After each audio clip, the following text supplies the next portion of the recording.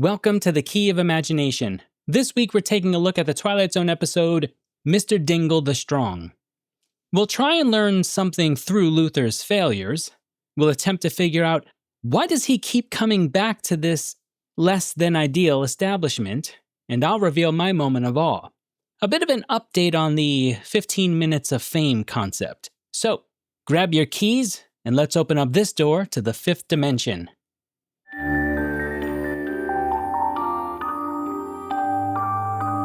You unlock this door with the key of imagination. Luther Dingle sits quietly at a table in a bar that he frequently visits. In the background, two men argue over a disputed call from a baseball game. When the two men seek out a third party for an unbiased opinion, they turn to Luther. But all he gets in return for his honesty is a swollen lip. In fact, it seems like all he ever receives for his opinion is a busted jaw. That is until a rather odd extraterrestrial duo enters the bar, unbeknownst to the patrons within. You see, Luther is perfect for their little experiment. What would a pathetic human being become with an exorbitant amount of human strength? And so a few bleeps and bloops later, and Dingle can now lift a building. It isn't long before everyone has come out to see Luther at the bar work his magic. A fist through the wall, lifting a stool that was once bolted to the floor with one finger. He even grabs the man who punched him earlier and lifts him off the ground, spinning him like a top with ease. But there is another patron at the bar, and they're not happy with what they see. The same extraterrestrials who gave Luther his strength. They don't like what he's doing with it, and so they take it back. Once a Samson among men, Luther is now barely able to lift himself off the floor. He's back to his old weak ways. Well, not quite. As one set of extraterrestrials exits, another comes in, and they also want to run an experiment. What happens if we give superior intelligence to a wholly intellectually inferior mortal? And just like that, Luther is back in the game. Will it last? Who knows? Well, I suppose Luther might, considering that he pretty much knows everything, at least for the moment. Mr. Dingle the Strong is directed by John Brom. The teleplay is by Rod Serling. As for our cast, this is our second of 4 episodes from Twilight Zone royalty Burgess Meredith, who of course plays our Luther Dingle. Our bartender, Anthony O'Toole, is played by James Westerfield. James Callahan, the bookie, is played by Edward Ryder. And who is this handsome guy? Why, that's none other than comedic royalty, the great Don Rickles playing our bettor with the hot temper. The episode first aired on March 3rd, 1961. As for our tidbits, oh my friends, have I got a good one for you. Don Rickles had the following to say about the episode, according to Martin Grams Jr.'s book. The main man I remember was Burgess Meredith. He was one of the greats. I'm telling you, he played his part so well that Rod Serling is probably shaking his hand to this day. That alien thing was stupid, but what the heck, that was the Twilight Zone. You know what I remember about Meredith? In between takes, he was a warm fellow who had a great sense of humor. We shot jabs at each other and he took them as fast as he pitched them. They don't make men like him anymore. Whoa! What an awesome compliment. Just more reasons to love the great Burgess Meredith. Question 1. What can we learn from Dingle's failure? You know, something that I had never really thought of before regarding this episode is the title. Mr. Dingle, the Strong. The teacher in me is looking hard at that comma, as we are wont to do sometimes, and we should. In fact, a comma can save your life one day. If someone in your group text says, "Let's eat Joe," with no comma, well, Joe needs to get the heck out of there, fast. But if they include the comma to indicate a direct address, well, Joe can breathe a sigh of relief. Now, in the case of our Mr. Dingle, this use of the comma is to create what is known as an epithet, a word or phrase that describes an essential or glowing characteristic of someone. We still use epithets today, and actually they go back a long time. In fact, you can find quite a few of them in ancient Greek culture, famously in the works of the great poet Homer, swift-footed Achilles, or Odysseus, the great teller of tales. And then there's one of the most famous epithets of all time, Alexander the Great. And now you can also find it in our Twilight Zone episode as well with Mr. Dingle the Strong. As I stared at the title of this episode, probably for far too long, I started to think about what it would mean to have an epithet in modern culture. Today, it would probably be used sarcastically. Joe, the genius. But even in 1961, it rings a bit ironically. And yet I do think this epithet idea has a bit of a role in our question. Keep this in the back of your mind for a moment. Let's start to get into our episode specifics before I become Joe the Meanderer. It's pretty obvious rather quickly that people look down on Luther Dingle. They pick on him, even physically assault him, and apparently it happens pretty routinely. Even Serling disparages him. He says, "Mr. Dingle lives with one foot in his mouth and the other in the Twilight Zone." Now, being potentially talkative or even a bit of a pain in the butt doesn't make someone bad or a failure at life. And yet, there is something to Dingle that doesn't quite jingle, if you know what I mean. Actually, I don't really know what I mean. I just like the way that sounded in my head. Joe, the wordsmith. The disparaging remarks don't end there. Serling goes on to call him a consummate failure in almost everything. And the aliens call him an abject coward, completely devoid of any strength, at least in the physical sense. And yet there is a kind of strength to Dingle, and actually Serling does tell us what it is right at the beginning with his opening monologue. Serling says of Luther that he is a good listener and has a prominent jaw. These are interesting words to say about someone, and actually these two characteristics are often the building blocks of great leaders. They listen to what the people need so that they can respond accordingly. And they can take the blows that life delivers and keep punching back. It actually reminds me of that great line from the movie Rocky Balboa when he's talking to his son and he says to him, "Life isn't about how hard you can hit. It's about how hard you can get hit and keep moving forward. That's how winning is done." You know, I remember hearing that in the movie theater back in 2006 and thinking it was actually a pretty good metaphor for life. In the case of Dingle, you have to admit, he is able to get hit and keep moving forward. And yet, as Serling tells us, he fails constantly. Why? Well, I think I have an answer for this as well. Dingle is a bit like an object in an aluminum box. Now, aluminum is a rather strong piece of material, especially relative to its weight. It's able to withstand quite a bit of pressure and direct blows. However, the more you hit an aluminum box and dent it, the smaller the space becomes inside, until you make the box so dented and so constrained that any object inside that was previously able to move around at one point can no longer do so.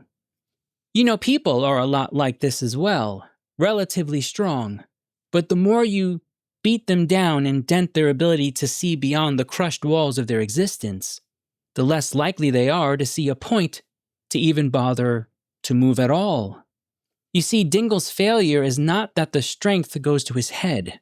It's not that he does a stupid thing like lift the woman who's sitting next to him on the bench, which absolutely drives me crazy every time I see it.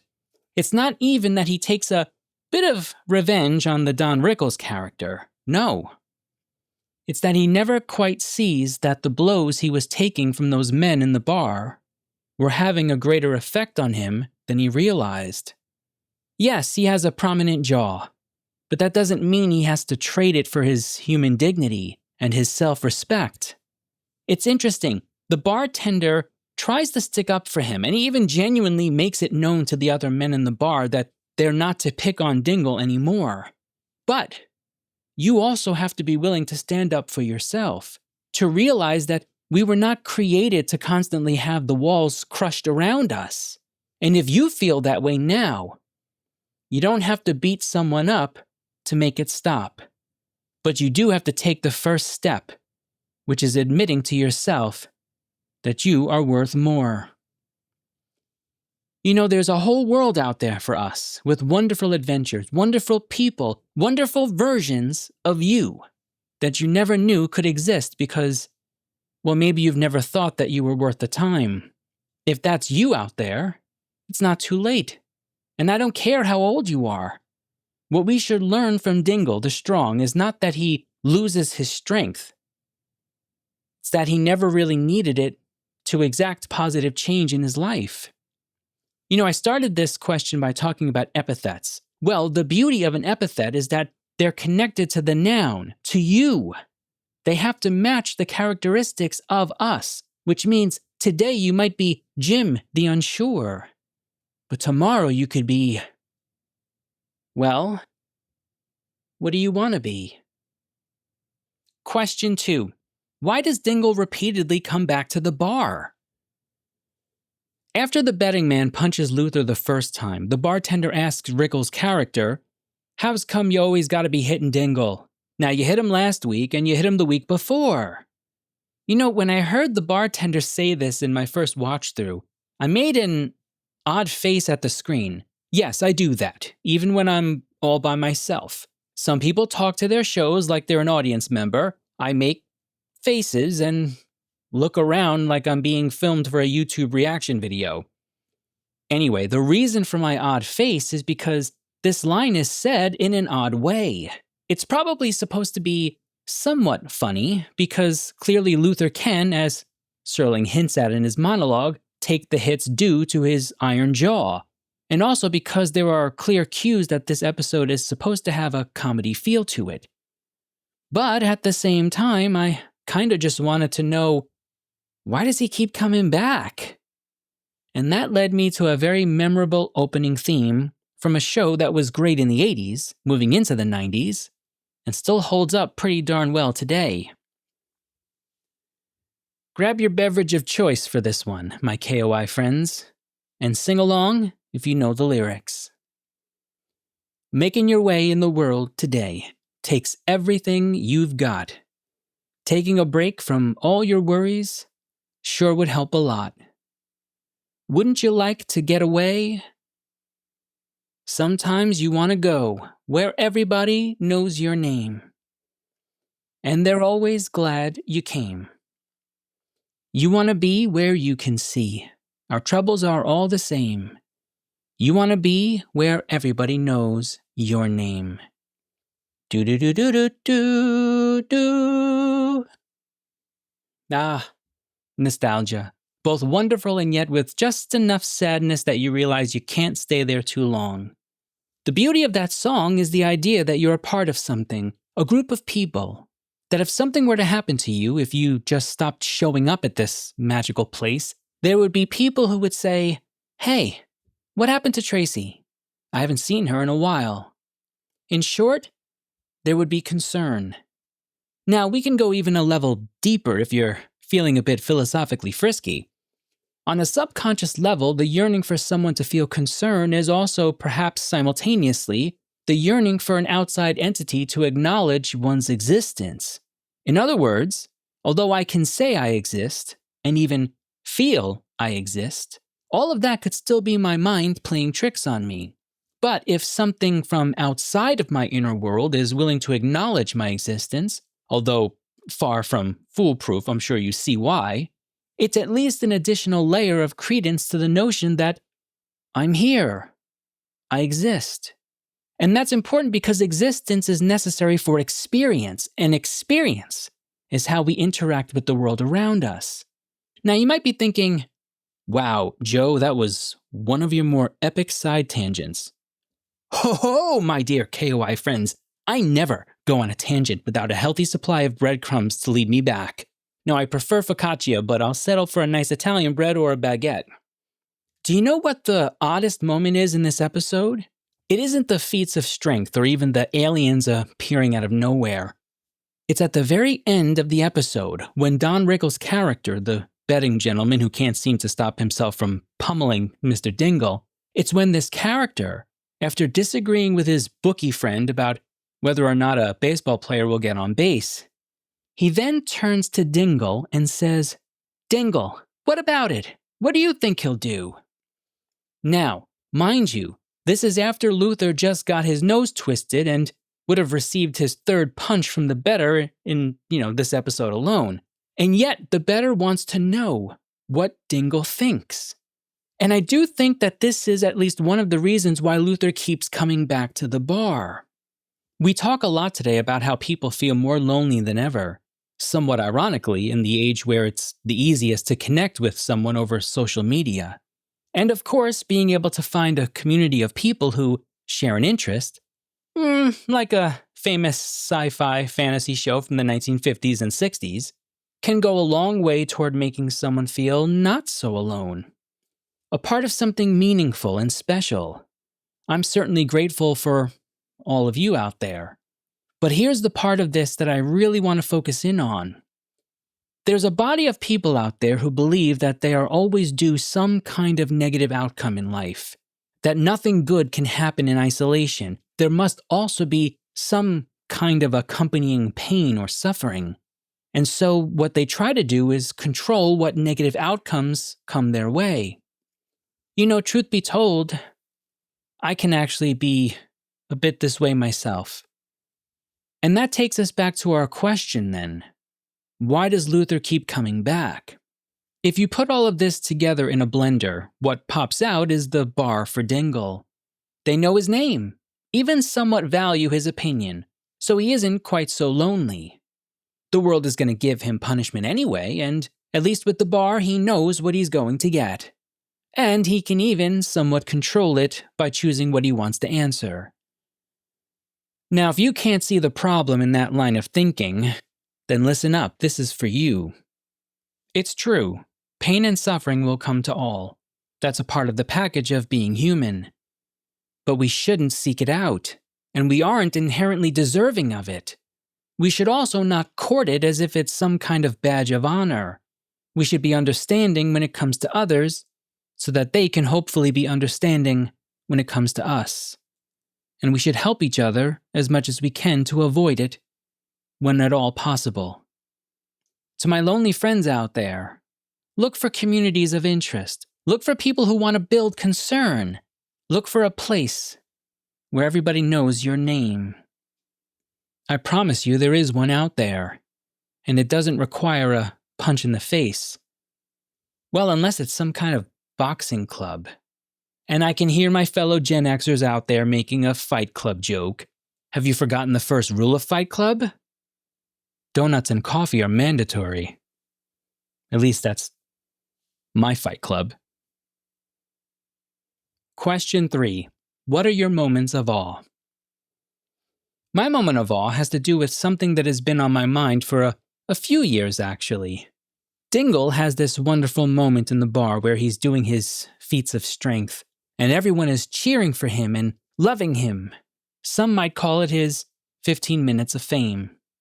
I think all of us should experience that feeling at least once in life, a moment where the world seems to stop and just focus on us.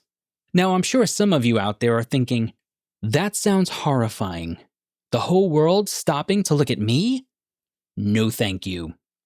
Well, okay, it doesn't have to be so dramatic as the whole world, but I do think with so much data, emails, texts, posts, videos, with so much information that passes before our eyes on a given day, it's pretty easy for us to feel a bit like no one really needs to listen to me or even acknowledge my existence. And that's a horrible feeling for a person. There was a show that ran in the 1940s, 50s, and I believe into the 60s called Queen for the Day. Female contestants would talk about things in their lives that were not going well in the hopes that an audience would choose them to be the queen of the day. If they won, they got the help, that they needed for their problems, and even some additional prizes and goodies.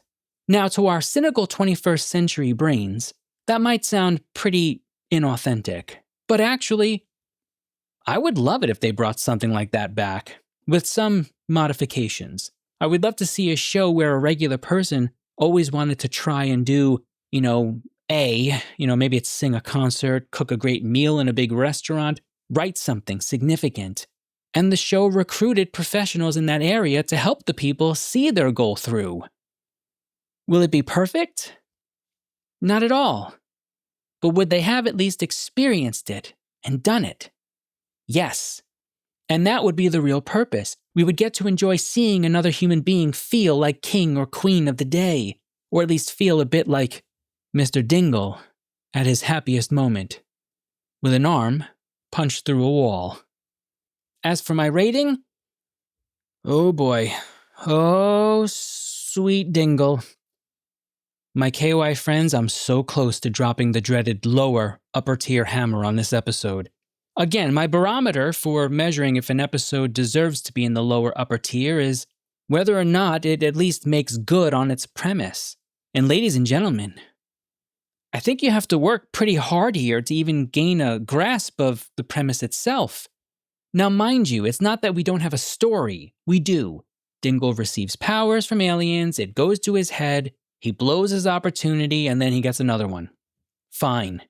But do we ever actually get a sense of drama? You know, even episodes like Mr. Beavis have a conflict in the sense that Beavis learns he doesn't want supernatural help. But here? Ooh. You're lucky, Mr. Dingle. I think the great Burgess Meredith just pulls you up out of the dreaded lower tier. But if Meredith looks behind him, I will make him into a pillar of salt with a lower tier rating, I swear. I suddenly feel dirty. Next time, we'll be taking a look at static, and here are your questions to consider when watching the episode. Question 1. In an age of easy video, is there still an argument to be made for the value of just listening as a form of entertainment? Question 2. Do you think it's possible that we will experience a nostalgic return for television? I mean in the non-recordable, in-the-moment sense of it. And question 3, what are your moments of awe? We have a new member of the Key KOI partner group, Scott Mystery Man. Scott, I didn't get the chance to do this before the holiday break, as I had already recorded the episode, but I wanted to make sure that I thanked you properly for your support of not only the show, but of the charities we're trying to help bolster as well. Thank you, sincerely.